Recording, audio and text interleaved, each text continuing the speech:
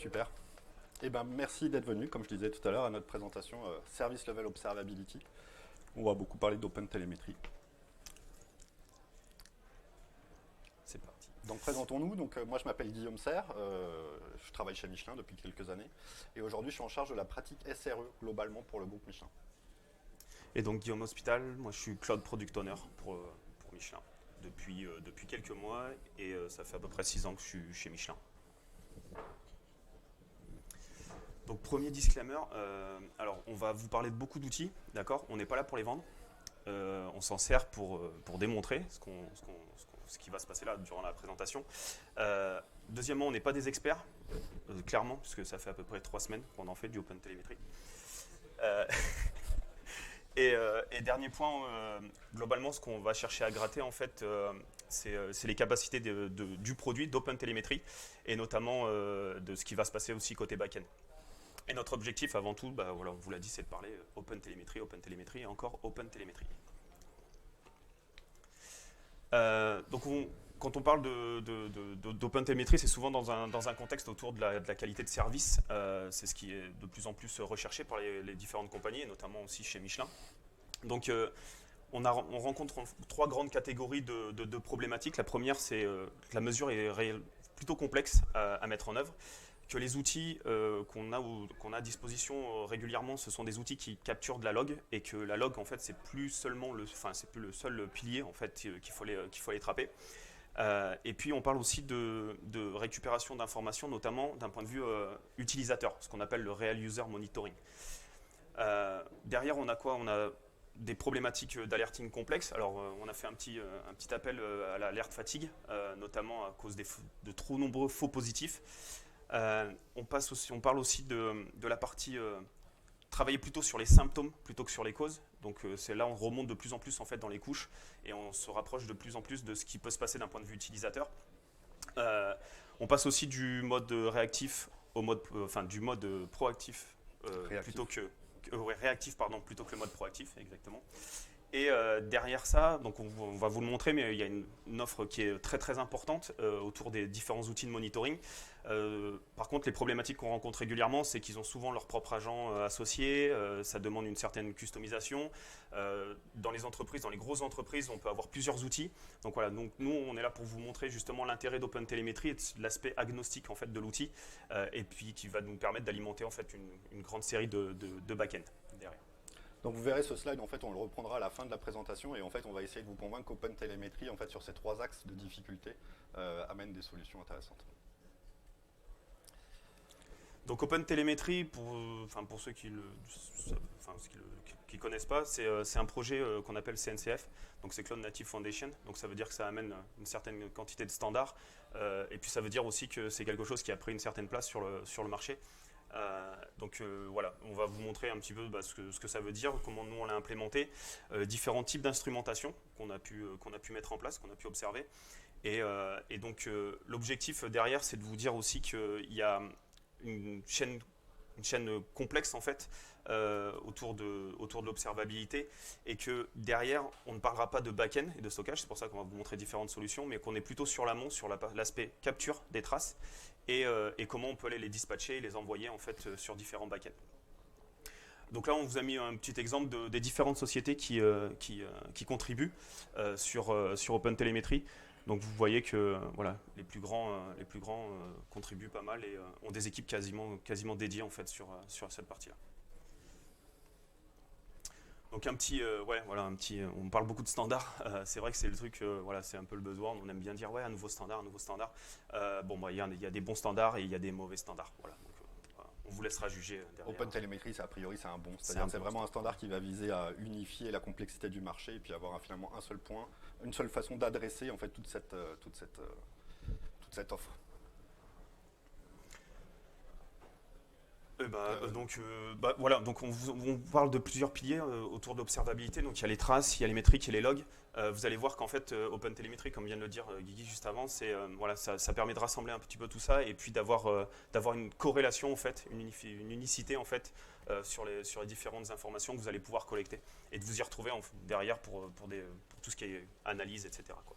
Donc en effet, vous verrez bien dans les démos, mais la corrélation est clé, c'est-à-dire vraiment que les aspects tracing, metric log en fait soient intercorrélés pour qu'on puisse justement relier la log, elle s'est faite dans quel contexte, etc. Et ça, on va vous le montrer avec des démos. Et ça rendra ça beaucoup plus facile à visualiser.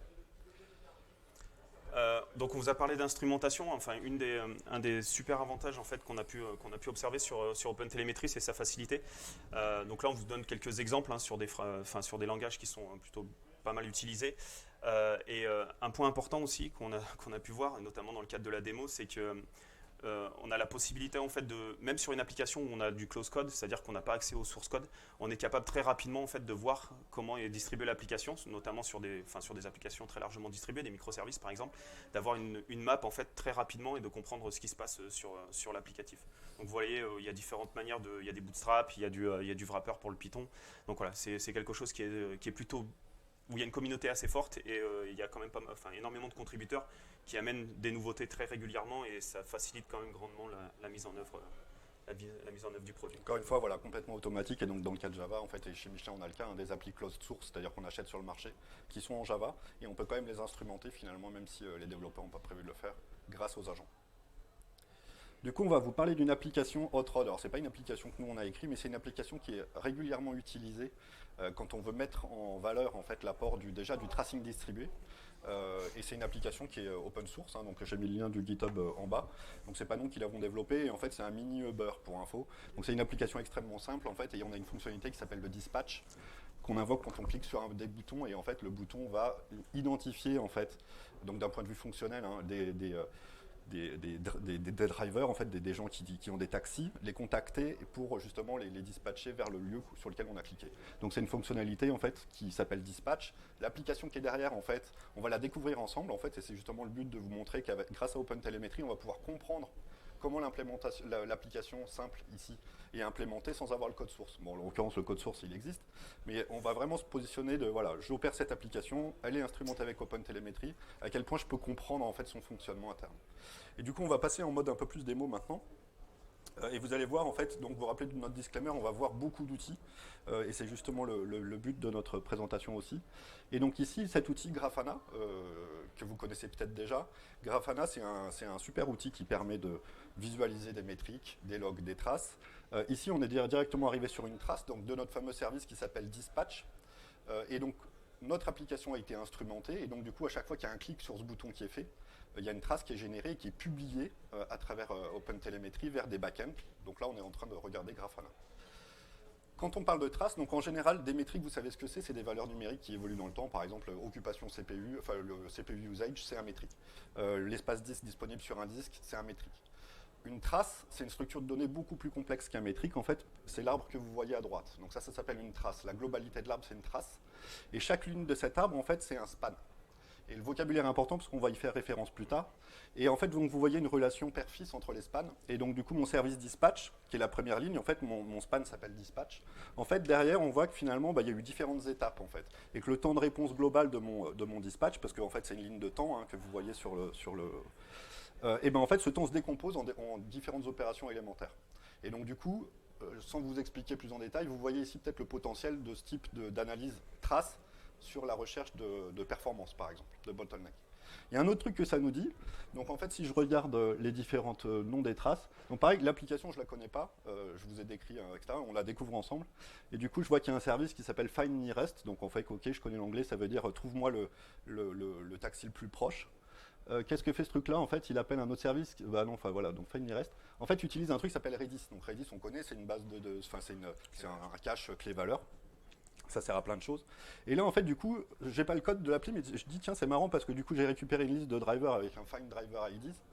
Et en fait, ce que je vois, c'est que j'ai des appels qui sont extrêmement séquencés, en fait. Donc, du coup, je vais contacter un driver, revenir, contacter le suivant. En fait, on le voit très bien parce que finalement, chacun de mes appels se fait l'un après l'autre.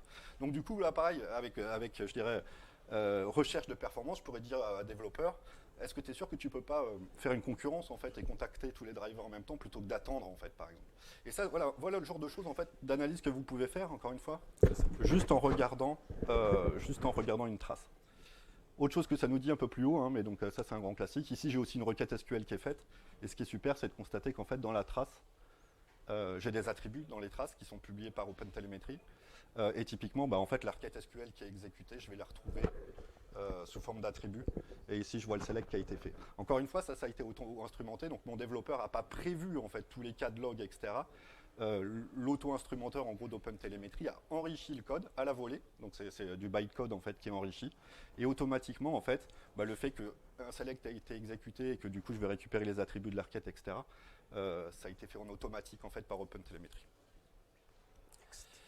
Deuxième démo, donc là c'est un outil du marché mondialement connu, Datadog. C'est juste pour vous montrer, pareil, encore une fois, cette même instrumentation, elle a aussi été soumise à Datadog. Datadog, en fait, nous permet, par exemple, de faire, et il permet de faire énormément de choses, Datadog. Mais là, en l'occurrence, sur les 15 dernières minutes, en fait, toutes les traces qui ont été ingérées, il les a capturées, il nous a fait un espèce de petit diagramme d'architecture en disant, en fait, voilà, je constate que dans les traces, il y a des service names qui sont différents. Il y en a un qui s'appelle front-end, un qui s'appelle route, un qui s'appelle driver. Et du coup, je peux regarder sur les 15 dernières minutes le nombre de requêtes qui ont été envoyées sur chacun de ces services-là. Et ça me permet, du coup, encore une fois, dans une analyse de performance ou même juste de vouloir comprendre en fait l'architecture, de manière très visuelle, de comprendre ce qui se passe. J'ai une autre vue qui s'appelle cluster, dans laquelle en fait la taille des ronds c'est le nombre de requêtes reçues et la taille des flèches aussi c'est le nombre de requêtes qui a transité sur le lien. Donc ça c'est pareil, c'est une vue qui est très intéressante quand on veut comprendre, faire une recherche de perf ou de problème, c'est très précieux. On va passer sur un troisième outil qui s'appelle Lightstep, donc c'est un outil de la société ServiceNow. Et pareil, qui avec les mêmes données qui ont été soumises par les mêmes collectors, on regardera l'architecture après d'OpenTelemetry Collector, nous permet aussi d'autres types d'analyses. Et donc là, par exemple, sur l'historique de toutes les traces qui ont été reçues, en fait, de type dispatch, c'est ma sélection, on voit en fait la distribution de la performance de ces différentes traces. Et si je sélectionne les plus lentes, donc c'est ce que j'ai fait en fait à droite, vous voyez, j'ai sélectionné celles qui étaient à peu près 1 seconde et plus. J'ai une fonctionnalité intéressante dans Lightstep qui s'appelle corrélation, et en fait il me dit pour info, dans la sélection que tu viens de faire en haut, je constate que la requête SQL Select, elle contribue pour 90% en fait au temps de latence globale de ta sélection. Donc du coup ça c'est pareil, on est sur une architecture qui est simple, on a vu il y a 6 ou 7 microservices au total, il y a une base Redis et une base MySQL, mais dans la vraie vie en fait la corrélation ça peut aussi vous donner des insights qui sont absolument inestimables. Encore une fois, là je vous explique dans Lightstep, encore une fois, très probablement cette fonctionnalité elle existe aussi dans Datadog. Là, nous, l'intérêt de la presse, c'est de justement montrer qu'en fait, on est complètement agnostique de l'outillage. Et pareil, si on fait une analyse sur les erreurs, en fait, il dit, dans la sélection que tu as faite ici, il y a des requêtes qui sont en erreur, c'est-à-dire peut-être des codes HTTP 500 ou ce genre de choses. Et en fait, il a identifié que c'était systématiquement le service name Redis qui apparaissait dans les traces avec un HTTP error 500. Donc pareil, ça, c'est un outil du coup qui vous aide beaucoup dans la recherche de root cause ou ce genre de choses. Tu veux que je fasse quoi ? Ouais. Du coup, on va revenir juste à la partie presse rapidement. Donc ça, on a tout vu. Voilà. Donc là, du coup, on vous l'a dit, et c'est vraiment un des aspects super intéressants d'OpenTelemetry, c'est qu'il vient avec des agents. On vous a dit, en fait, pour bénéficier de toute cette richesse, il faut instrumenter le code. Vous pouvez le faire en automatique, et c'est ce qui est en général fait dans la grosse majorité des cas. Pour info, si vous utilisez Java, JavaScript, Python, enfin des langages qui sont les mieux supportés entre guillemets par les agents OpenTelemetry, la plupart des frameworks sont déjà reconnus automatiquement. C'est-à-dire si dans votre code vous faites appel à Hibernate pour accéder aux données, vous faites du JPA, vous faites du JMS, vous faites du Kafka, tous les frameworks en fait je dirais populaires, ils sont directement reconnus par l'agent, et donc l'agent va créer des spans spécifiques à l'activité spécifique Kafka, l'activité spécifique JDBC, etc. Et donc du coup créer des spans qui sont vraiment isolés par rapport aux différentes couches de ces frameworks. Donc ça c'est vraiment super intéressant. Et donc là le lien FMK Java est cliquable, la liste elle est vraiment exhaustive. Et il y a fort à parier que tous les frameworks que vous utilisez sont déjà supportés. Et c'est pour ça que dans l'intérêt aussi, je parlais du closed source tout à l'heure, les applications Java qu'on opère, elles utilisent des frameworks qui sont supportés directement ou indirectement par OpenTelemetry. L'autre solution, c'est de le faire à la main. Et donc du coup, vous pouvez dans du code utiliser des API OpenTelemetry, donc OTel, c'est un raccourci d'OpenTelemetry, vous l'aurez compris, pour créer et publier des métriques et des traces. Donc en fait, vous pouvez décider, par exemple sur une méthode en Java, dans d'autres langages ce serait similaire, mais d'annoter en fait la méthode. Et donc là, vous voyez, c'est extrêmement simple. En fait, je vais annoter à with span, ce qui veut dire que l'appel en fait entrée-sortie de cette méthode constituera un span spécifique dans le trace, avec les paramètres qui sont ici paramètre 1 et paramètre 2 que je retrouverai dans les outils qu'on a vus tout à l'heure.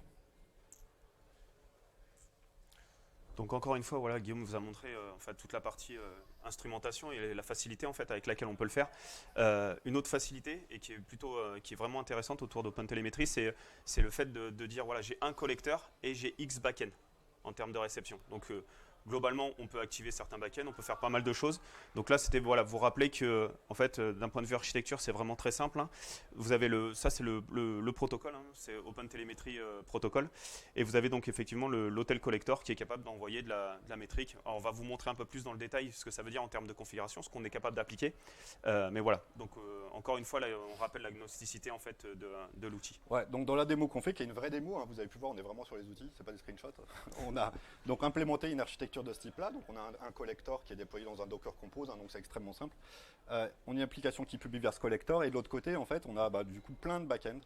Et ils sont même pas tous là parce que finalement on en a rajouté quelques-uns encore. On avait plus de place. Voilà, et on n'avait plus de place pour les logos, mais on en a rajouté. Et vraiment, vous voulez valider ça, c'est-à-dire OpenTelemetry, avant qu'on s'y intéresse de près, en fait, on disait il y a une promesse, OpenTelemetry fait une promesse qui rend agnostique en fait l'outillage d'analyse et de publication. Et donc on voulait vraiment entre guillemets stresser cette promesse avec notre démo en fait. Et du coup, on est quand même allé assez loin sur la liste des backends vers lesquels on publie. Donc là, on vous a parlé, enfin vous l'avez vu juste avant, on vous a parlé de pipeline, hein, donc la brique que vous avez au milieu. Donc encore une fois, vous avez vos applications, il y a un receiver dans lequel vous allez pouvoir adresser de différentes manières, notamment avec vous pouvez utiliser des API, c'est instrumenté aussi autour des SDK. Vous avez le processeur, on va rentrer un peu dans le détail du processeur, notamment sur la configuration et encore une fois la promesse de l'outil et les fameux exporteurs, enfin l'exporteur pardon, qui va vous permettre en fait d'envoyer vers différents backends, d'accord. Donc là, vous avez globalement un zoom sur la partie réception et publication des messages. Et voilà, du coup, ça nous permet de voir un peu plus, de comprendre un peu mieux la config que vous avez sous les yeux. Donc, OpenTelemetry Collector, donc le composant collector se paramètre avec du YAML. Et en fait, du coup, on l'a vu juste avant, c'est des pipelines. Donc, on a N pipelines, on peut en avoir qu'une, on peut en avoir 40. Ici, et les pipelines, elles vont être typées, c'est-à-dire en fait, on a des pipelines qui vont concerner les traces, donc les structures de données complexes qu'on a vues tout à l'heure. On peut avoir des pipelines qui vont concerner que les métriques, donc des valeurs de type santé de l'infrastructure. Et puis des pipelines qui vont concerner les logs. Donc les logs, en fait, c'est un peu le parent pauvre de notre présentation, même si tout à l'heure, vous allez voir, on en parle un peu. Et du coup, vous avez vu, donc pareil, ça se décompose en receiver, processor, exporter, donc les trois grandes étapes qu'on a vues dans le graphe juste avant. Donc je reçois en fait des informations qui sont publiées. Donc il y a différents protocoles supportés. Et donc pour information, Jaeger, c'était un outil j'en parle au passé alors que l'outil existe toujours, mais c'est un outil qui était assez précurseur dans le monde de la trace distribuée. Et du coup, les applications qui avant avaient l'habitude de faire du Jaeger, on n'a pas besoin en fait de le réécrire ou de les modifier, parce que OpenTelemetry Collector, si on active un receiver de type Jaeger, va se comporter comme Jaeger. Et donc du coup, l'application continuera à publier du Jaeger, et de manière transparente, en fait, ça va arriver dans un pipeline d'OpenTelemetry sans qu'on touche à l'application. Et donc, vous voyez, il y a des processeurs, on va revenir tout à l'heure un peu plus en détail. Et tous les exporteurs que vous voyez, donc on a vu des données sont poussées dans New Relic, les mêmes données sont poussées dans Lightstep, Grafana, ces trois outils qu'on vient de voir, mais il y a des outils d'autres. OCI, c'est donc la plateforme Oracle, qui a un outil qui s'appelle Oracle APM, et pareil, qui supporte les traces. Un outil qui s'appelle Uptrace, Datadog, on en a parlé, Azure Monitor avec un outil qui s'appelle Application Insights, pareil, qui supporte tout ça. Et Jaeger, en fait, qui est aussi un outil historique. Et donc là, en fait, voilà, et ça permet aussi d'avoir un réceptacle entre guillemets de traces qui pourrait être on-prem, local, un Jaeger que vous avez, je dirais, automatiquement provisionné et qui va recevoir l'information. Après, ce que vous pouvez voir aussi, c'est qu'il y a des implémentations qui ont été faites un peu différentes. Ouais. Typiquement sur New Relic, on voit qu'ils utilisent le protocole OLTP, d'accord. Vous prenez Zipkin, pour OCI, pardon, c'est du Zipkin. Et puis il y en a certains comme Datadog ou Azure Monitor ou Jaeger, en fait, qui ont leur propre protocole de discussion. Ouais, donc quand vous n'avez pas le préfixe en effet OTLP, ça veut dire que l'exporteur Datadog, en fait, c'est un bout de code qui a été fourni a priori par Datadog et qui est dans le projet open source OpenTelemetry. Exactement. Et on va vous expliquer un peu plus ce que ça veut dire. En fait, sur le processeur, pour éviter de trop de charger le réseau, en fait, ça marche par batch. C'est-à-dire qu'il va attendre de remplir un buffer. Et une fois qu'il a rempli ce buffer, il va balancer. D'accord. Et on en parle juste après. Et vous allez voir aussi l'aspect tail sampling, ce que ça veut dire. Donc, je vous l'ai dit tout à l'heure, j'ai un peu teasé ce slide-là, mais globalement, en fait, l'objectif aussi, enfin, ce qu'on a testé de notre côté, c'était effectivement de dire, bon, bah voilà, j'ai plusieurs back-ends de réception, et bah, de temps en temps, j'ai envie d'ouvrir un back-end ou de le fermer. Donc ça, on a la possibilité, en fait, très rapidement, de dire, voilà, ça, je le shut, je dis c'est terminé, et puis je le réactive quand j'en ai besoin. Donc, on a trouvé quelques use cases, en fait, qu'on a déjà rencontrés à travers les différentes problématiques sur lesquelles on a pu travailler. Donc vous avez la possibilité de switcher ça, de faire par exemple d'utiliser une source ou un back-end en particulier pour faire du troubleshooting, ça peut être le cas. Et puis vous avez aussi pour la partie observabilité, c'est d'être capable de dire bah voilà, j'ai des back-ends qui sont utilisés par certains types d'équipes et dans ce cas-là pareil, je peux l'activer pour encore une fois dans le cadre d'un troubleshooting ou juste lors du démarrage d'une application, ce genre de choses quoi. Parce que vous l'avez vu tout à l'heure, les différents produits, ils ont chacun, j'ai envie de dire, ils utilisent quand même pas mal le standard OpenTelemetry, mais derrière, ce qui se passe, c'est qu'ils ont parfois une implémentation ou une manière de le voir. Donc voilà, suivant le besoin, on peut se dire, bah tiens, je vais plutôt regarder dans Datadog ou je vais aller dans Lightstep parce que j'ai une visualisation qui me plaît un peu plus. Enfin voilà, ça c'était l'objectif, c'est de vous montrer ça, quoi. Ouais, donc après, moi, juste un point, parce qu'en fait, en effet, moi, ce qui me séduit beaucoup, c'est l'aspect un peu on-demand en fait, de l'opération. Il y a les outils qu'on cite ici, hein, il y en a certains la plupart ont un coût hein, associé. Et donc, du coup, je dirais, observer toute son infrastructure avec Datadog ou New Relic ou autre, encore une fois, on ne compare pas les outils dans cette presse, mais ça a un coût.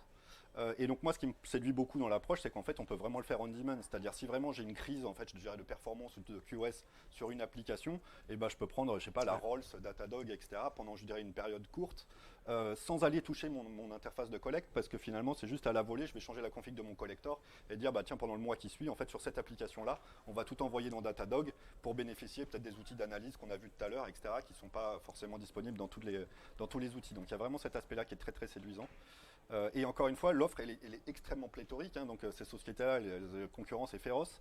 Des outils, il y en a, On en a découvert il y en a des nouveaux. Voilà. C'est-à-dire en fait, dès qu'on tape OpenTelemetry, et puis en fait on le voit même dans les release notes des composants OpenTelemetry, projet qui est très actif. Hein. Pour info, il y a une release ce matin de ce qui s'appelle le contrib, là, donc, qui contient tous les receivers, tous les exporteurs.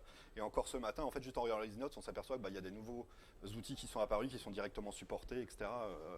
Dans les exporteurs. Donc c'est extrêmement dynamique. Ouais. Ouais, juste un point, en fait, la Rolls, c'est pas Datadog, c'est Azure. Ah bon, okay. Vas-y. Bah voilà, on vous en a parlé, on va se concentrer un peu plus sur la brique processeur. Ce qui est super intéressant en fait sur le produit, enfin sur cette brique là, c'est que je vous l'ai dit, en fait il remplit un buffer, il attend, il batch en fait pour l'envoi, pour éviter de trop consommer. On a la possibilité de faire du sampling. Alors on n'en a pas, si on l'a vu tout à l'heure, mais voilà, faire du sampling, c'est-à-dire soit en amont. Sur la réception, soit au moment où je vais envoyer suivant le collecteur. D'accord. Donc je suis capable de dire tu m'envoies que 10% des traces, par exemple, pour réduire justement ce que disait Guillaume tout à l'heure au niveau des coûts. On est capable aussi d'anonymiser la donnée, ça c'est plutôt sympa quand on a des applications qui balancent des mots de passe, par exemple. Voilà, je vous le dis, ça existe. Voilà, nous on est capable à la volée de dire dès que tu matches tel regex, hop, tu me drops l'information, enfin le regex plutôt sur les emails, ça va être plus facile on va dire. Supprimer des attributs sensibles, donc on en a parlé. Et puis la dernière partie en fait c'est il y a capacité en fait de faire quasi un ELT voilà, donc de venir transformer la donnée à la volée et puis de rajouter ou de l'enrichir.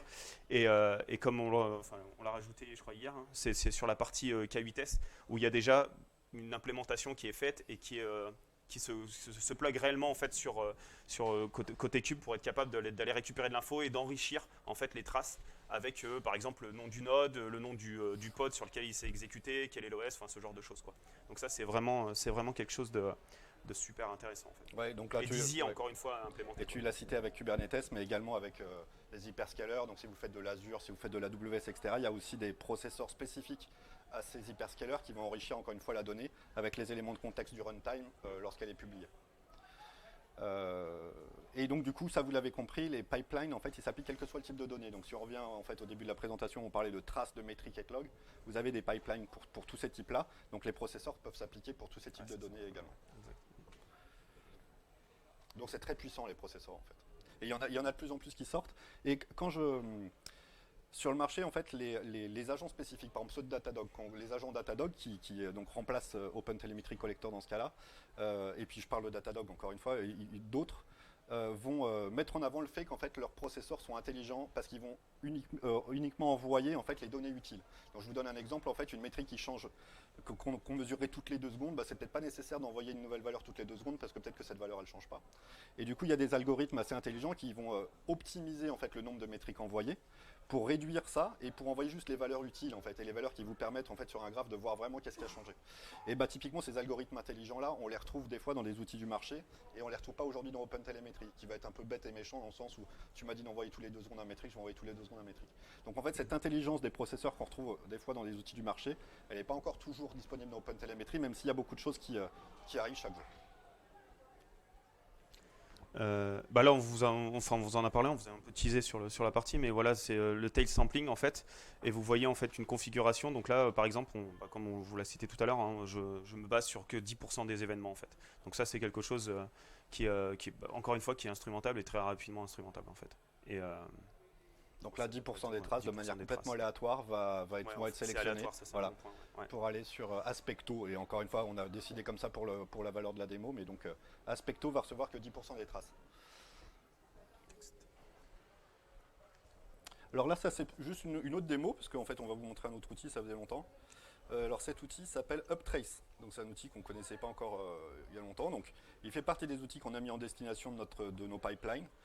Et là ce que je vais vous montrer c'est la corrélation trace et log. Donc là on a une trace qui est affichée, hein, c'est la même, la fameuse dispatch qu'on connaît bien maintenant.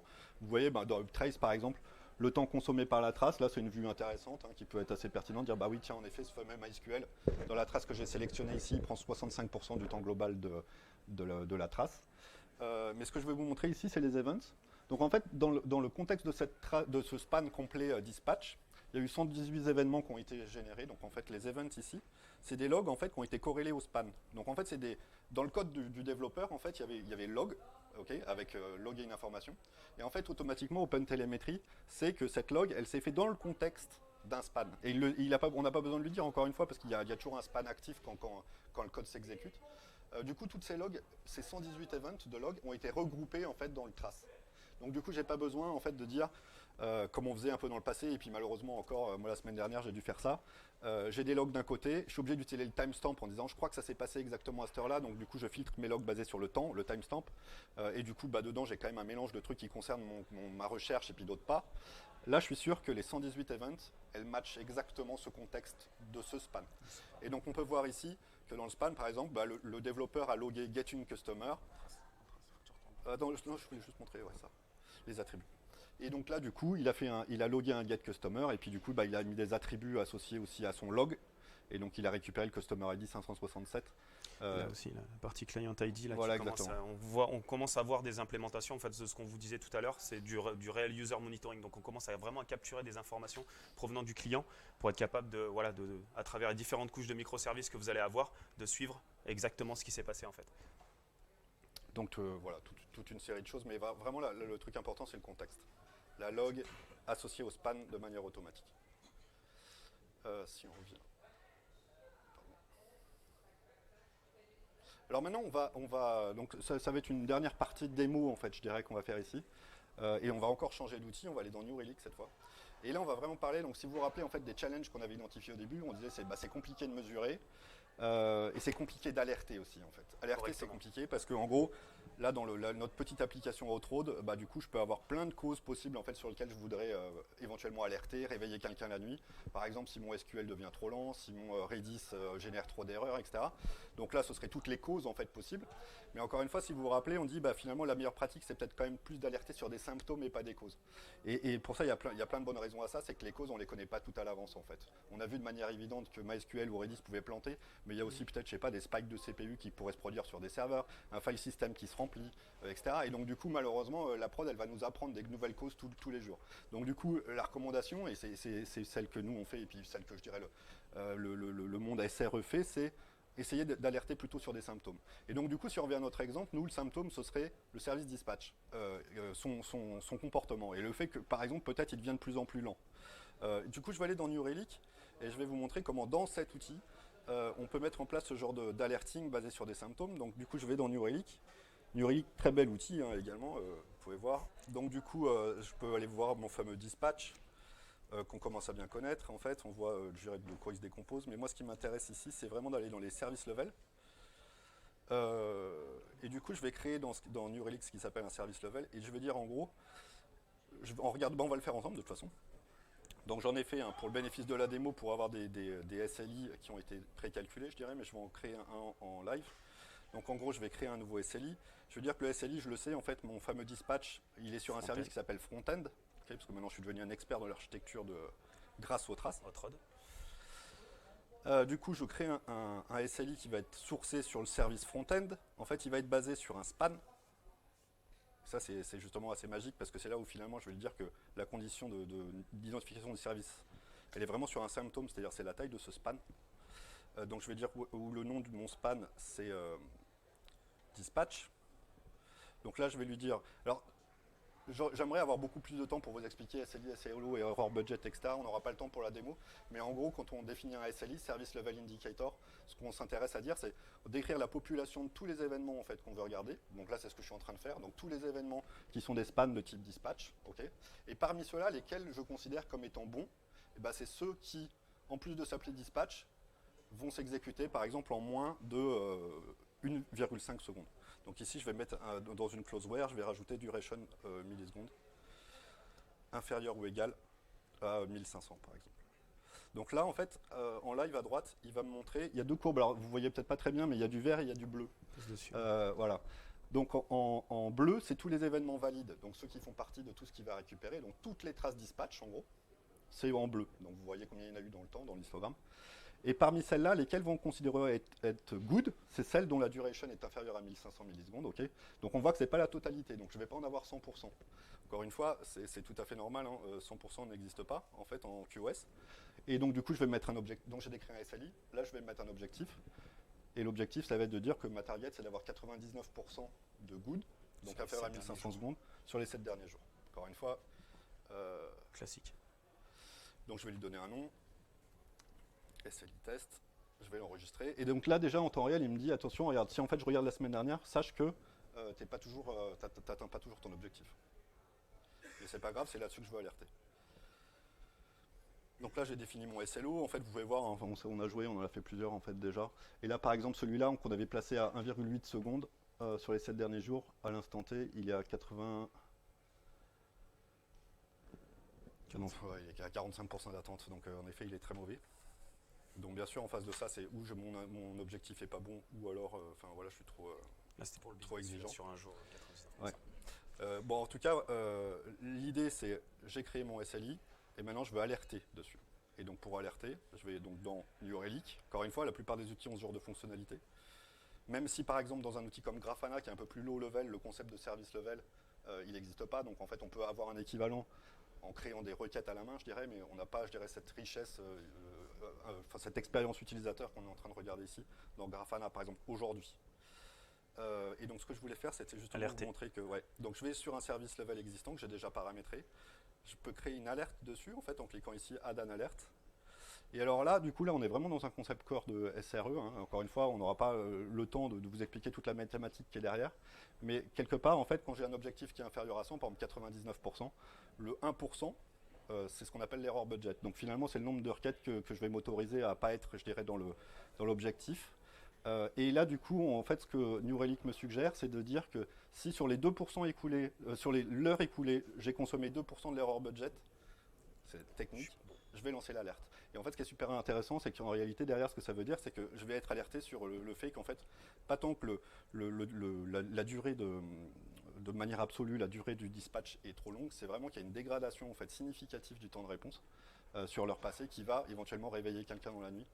Parce qu'a priori, là, on a vraiment un symptôme qui nous montre qu'il y a un vrai problème à résoudre. On ne sait pas encore si à ce moment-là, c'est MySQL, Redis ou quoi, mais on sait que d'un point de vue du symptôme, on a vraiment quelqu'un à réveiller, malheureusement pour lui. Donc voilà pour l'alerting. Ok, donc on va rentrer dans la dernière partie un peu de notre présentation à ce moment-là. Donc, on a parlé tout à l'heure rapidement, mais OpenTelemetry, c'est un projet open source. Beaucoup de gens en parlent, beaucoup de sociétés le supportent, beaucoup de sociétés développent OpenTelemetry parce qu'on a les sociétés qui éditent les produits qu'on a vus, New Relic, Datadog, Microsoft, etc., contribuent directement du code en fait à OpenTelemetry. Et donc, du coup, c'est en ébullition, je dirais. Et donc, on s'est intéressé à regarder sur deux aspects des nouveautés. IBPF, ouais. Et notamment BPF, c'est une technologie qui s'appelle Berkeley Packet Filter. C'est une technologie en fait méconnue, mais qui existe depuis quelques temps déjà dans le noyau Linux, et qui permet en fait de faire des micro-programmes, des tout petits programmes en fait minimalistes, qui vont être directement exécutés dans le contexte d'exécution du kernel. Et c'est utilisé entre autres en fait pour faire de la sécurité réseau, des règles de firewall, ce genre de choses. Mais c'est aussi une super opportunité d'y aller injecter en fait des éléments qui nous permettent de mieux comprendre comment fonctionne le kernel. Et donc du coup, quand on a un temps d'exécution global qui fait intervenir un noyau Linux, c'est peut-être intéressant de savoir à l'intérieur qu'est-ce qui se passe et où mon temps est consommé. Donc BPF, c'est un sujet qui est identifié comme de manière assez naturelle, en fait, complétant OpenTelemetry sur des aspects plus bas niveau. Donc on n'est pas sur les couches applicatives, on est vraiment sur l'OS. Donc il y a un overlap en fait avec certains des aspects d'OpenTelemetry, mais surtout aussi même un complément, c'est-à-dire que BPF peut compléter en fait la vision OpenTelemetry avec la vue de l'OS et pas uniquement de l'application. Notamment ce qu'on peut récupérer avec des agents classiques, des métriques côté network, côté CPU, ouais, etc. Ouais, les interruptions, donc, du coup, les IO. c'est bien que tu en parles parce que voilà, c'est pour info, je me suis battu cette semaine encore. Je voulais faire fonctionner un truc qui s'appelle OpenTelemetry BPF pour la démo. J'ai passé des heures à compiler un truc expérimental pour au final pas vraiment comprendre ce que ça faisait. Mais donc voilà, c'est juste pour vous dire qu'en fait la technologie OpenTelemetry BPF, elle existe. Il y a eu un Splunk qui a donné en fait un développement significatif à la communauté. Et c'est ça que j'essaie de faire fonctionner. La promesse, en gros, c'était que du coup, ça nous permettait de récupérer vraiment des événements bas niveau de type ce qui se passe dans la pile TCP/IP et de rajouter ça en fait dans la richesse des informations qu'on a déjà regardées dans les traces. Donc j'étais assez curieux, mais voilà, c'est expérimental. Et donc on revient à ce qu'on disait tout à l'heure. En fait, on vous fait un petit screenshot là d'une issue qui a été ouverte en 2021, donc autour du Real User Monitoring. Donc il y a un vrai intérêt en fait de la communauté. Hein. Enfin, on vous a pas mis tout le thread, mais derrière il y a énormément ça a créé de la discussion et de l'intérêt forcément. Donc sachez que petit à petit il va y avoir une nouvelle brique qui va venir couvrir cette part, enfin entre guillemets le manque qu'on peut avoir aujourd'hui sur la partie Real User Monitoring, donc voir réellement ce qui se passe côté utilisateur. Et enrichir ce que disait Guillaume tout à l'heure, c'est être capable sur la partie symptômes justement, de comprendre ce que vit l'utilisateur et d'avoir des SLI, des SLO encore plus on va dire précis et intéressants en fait. Et voilà, donc en fait le thread est très intéressant, donc cette request là, je vous invite à aller la voir si ça vous intéresse. Parce qu'en fait, on dit souvent OpenTelemetry permet de faire du monitoring end-to-end, c'est pas tout à fait vrai parce qu'il se passe quand même des choses sur les devices. Avant la première requête HTTP, il y a du code qui s'exécute en JavaScript sur les navigateurs, il y a des choses qui se passent dans les applications mobiles. Et là, du coup, la proposition qui est faite ici, c'est de rajouter un quatrième objet. Donc on a vu qu'il y avait des traces des métriques des logs, et là, il y aurait peut-être une nouvelle structure de données qui s'appelle Real User Monitoring Structure, je sais pas comment ils veulent l'appeler, qui va capturer des choses qui relèvent vraiment de ce qui se passe sur le device. Donc est-ce qu'il y a des choses qui s'exécutent avant quand on clique sur les boutons? Quel est l'impact de la résolution de l'écran par rapport aux performances end-to-end, etc. C'est des choses qui aujourd'hui, si on regarde juste d'un point de vue ce qui se passe sur les serveurs, en fait, on a du mal à capturer. Et là, qui serait rendu possible avec la proposition qui est faite derrière ça. C'est des choses qui sont supportées par les outils type Datadog, encore une fois les gros du marché. Ils supportent déjà en fait le Real User Monitoring. Et donc ça permettrait à OpenTelemetry finalement d'implémenter la pièce manquante qui permet vraiment de dire ok, on implémente vraiment toute la stack d'observabilité, y compris ce qui se passe sur le device. Je crois qu'on arrive à la fin de notre présentation. Est-ce qu'on a un peu de... Non, il nous reste un slide qui est important. Bah voilà, donc c'était ce qu'on annonçait au tout début en fait. On a repris le premier slide et en essayant de on vous posera la question aussi si on y a répondu. Typiquement sur la partie mesure complexe, donc on vous a montré que c'était facilement implémentable. On vous l'a montré tout à l'heure avec l'instrumentation sur du closed source, etc. Il y a la partie aussi l'alerting complexe, donc à travers les différents spans, en fait, ce qu'on est capable de sortir sur nos SLI, être capable de dire j'ai un vrai burn rate, c'est quelque chose qui est utilisable et que je peux amener devant le business. En fait, il y a vraiment cette relation entre ce que je suis en train de faire et est-ce que c'est utilisable, est-ce que je peux aller démontrer des choses et comment dire réduire en fait la complexité pour mon business, pour comprendre ce qui s'est passé, ce que ça veut dire qu'une application qui ralentit, redonner confiance aussi aux équipes qui opèrent derrière, parce que souvent voilà, sur des alertes, il y a des choses qui ne sont pas forcément intéressantes. Donc voilà, ça donne quand même une certaine, des pratiques, enfin c'est ce qu'on a pu noter, hein, c'est que ça donne certaines pratiques qui nous permettent justement de remonter le niveau sur la partie alerting et la mise en œuvre aussi sur les SLI et SLO. Et puis, encore une fois, on vous a montré une quantité impressionnante de back-end. Enfin, de notre point de vue, il y en avait beaucoup. Encore une fois, on ne les a pas tous mis. Hein. On a fait des tests sur certains et puis on en a sélectionné voilà, pour la présentation. Et puis, ça répond aussi à cette partie-là, notamment sur est-ce que j'ai besoin réellement d'un agent sur mes machines? Est-ce que je peux me servir que d'OpenTelemetry? Parce que plus on est près en fait, de l'applicatif, plus on a de l'information en fait, sur ce qui se passe réellement à l'intérieur. Et ça, c'est ce qui nous a semblé être très important par rapport aux agents qu'on a de collègues sur les systèmes, notamment autour des métriques CPU, RAM, etc., qui est un élément en fait et qui ne couvre pas toute cette partie, quoi. Donc voilà. Est-ce qu'on a répondu à vos attentes sur lors de la réunion? Bon, en tout cas, on va leur demander, on va Ouais. clore. Donc là, c'est la fin de notre présentation. Donc merci déjà d'être venu. Il nous reste du coup du temps pour des questions et on serait très content d'y répondre si vous en avez. Vous avez probablement Sinon, faim. on peut encore vous faire des démos sur d'autres back-ends. Et on est désolé pour le teasing Non. parce que c'est pas de la truffade que vous avez à midi, on s'est renseigné après. Mais voilà. Donc si vous avez des questions, on est très content de les entendre. C'est plutôt sur l'aspect sécurité en fait. Ouais. Ce qu'on a montré tout à l'heure, on arrive à voir les requêtes SQL qui sont passées derrière. Au-delà de l'anonymisation de certaines choses, avoir quand même l'intégralité des requêtes qui sont Ouais, sur mais l'application. en fait, en tout cas, c'est possible avec un processeur de dire chaque fois qu'il y a un attribut qui s'appelle SQL.query, tu l'enlèves. Ou égal quelque chose. Ouais. Donc ça, c'est même dans la doc d'OpenTelemetry, dans l'exemple qu'ils fournissent, en fait, ils montrent que justement, ils prennent cet exemple-là, les SQL.query, parce que l'attribut s'appellera toujours comme ça, en fait, parce que c'est l'instrumenteur qui décide qu'il s'appelle comme ça. Et du coup, tu peux le delete, ce qui fait que dans la trace qui est poussée, il n'existe plus. Donc tu peux supprimer, tu peux remplacer, on l'a vu, hein, tu as des emails, les remplacer par des hashes, c'est très facile aussi. Tu peux avoir toutes sortes de désensibilisation de données rendues possibles grâce à le pipeline processor. Et tu peux du coup même imaginer que finalement tu as des sources de données dans lesquelles la donnée n'est pas désensibilisée, parce que tu as un pipeline spécifique, et puis un autre pipeline dans lequel tu as des processeurs qui font ce travail-là. C'est le cas souvent de des backends qui sont plutôt réservés à la sécurité, des backends qui vont être Ouais, plutôt réservés aux opérations. tu gardes tout, même les données des sensibles, et puis partenaires, voilà. dans un SaaS, tu enlèves ces données. Il y a une autre question. Ouais.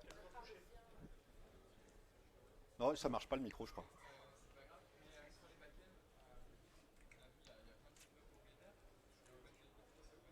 Ouais. Ouais. On en a parlé, Grafana, en fait, on ne vous l'a pas montré tout à l'heure, mais en fait, Grafana, c'est la partie visualisation, mais il y a toute la stack en fait, Tempo derrière qui nous permet justement d'aller couvrir cette partie-là. En fait. L'open source, c'est quand même. Il faut savoir que ceux qui contribuent à OpenTelemetry, ce sont des boîtes donc, commerciales, et derrière, elles viennent contribuer à du code source. Donc, ça, en fait, c'est plutôt la partie vertueuse qui est plutôt intéressante. Bon, après, quelque part, tu sens bien qu'il y a un investissement qui est fait par une boîte pour qu'on aille chez eux, mais quelque part, en fait, la communauté est plutôt agnostique et c'est des vraies personnes dans ces boîtes-là qui ont une philosophie open source. Donc ça nous aide beaucoup. Et c'est vrai que du coup, là, quand même, la meilleure offre open source, ça reste Grafana de mon point de vue. Mais, je sais pas si on peut retourner dessus, mais... Quand vous avez différents services comment vous faites pour suivre mais ça, c'est vrai que c'est un slide qu'on a enlevé. Ouais, on l'a enlevé. En fait. C'est con. Mais en effet, tout ça c'est rendu possible en fait, grâce à d'autres technos. Et notamment dans W3, il y a un truc qui s'appelle Trace Context, qui a été designé il y a quelques temps en fait déjà, qui décrit en fait les différents attributs qui doivent être transmis. Donc normalement il y en a un qui s'appelle Trace ID, et en gros qui dit finalement quand tu as des appels successifs de services, etc. S'il y a un Trace ID, il faut absolument que tu le propages entre guillemets pour justement que cette histoire puisse se raconter. Et donc du coup voilà et tu as la partie aussi, sur la partie HTTP en fait, tu as certains headers que tu peux transmettre. Donc c'est ce que montrait Guillaume tout à l'heure aussi, c'est qu'on a la capacité en fait d'aller injecter des informations supplémentaires. Et on l'a vu tout à l'heure, on avait un user UUID et typiquement dans une application, soit tu utilises ça d'un point de vue span, enfin je veux dire si tu laisses OpenTelemetry s'en occuper, soit sinon tu viens injecter une trace particulière, souvent quand tu as sur du microservice, et tu vas dire cet ID, en fait, je vais le faire transiter dans tous les backends et dans toutes les queries qui vont passer et qui vont être transmises par la suite. Ça, c'est quelque chose qui est assez, encore une fois, qui est assez simple. Hein. Mais effectivement, on l'a enlevé, et comme disait Guillaume, il y a W3C a vraiment, il y a une super doc, on l'a viré complètement ou c'est dans les cachets. On l'a viré complètement. Bon, bah, voilà. Mais enfin, vous le trouverez, hein, vous allez mais en tout cas, c'est un bon point. point. C'est-à-dire c'est une technologie OpenTelemetry qui capitalise sur plein d'autres bonnes choses qui ont été faites avant, et notamment trace contexte.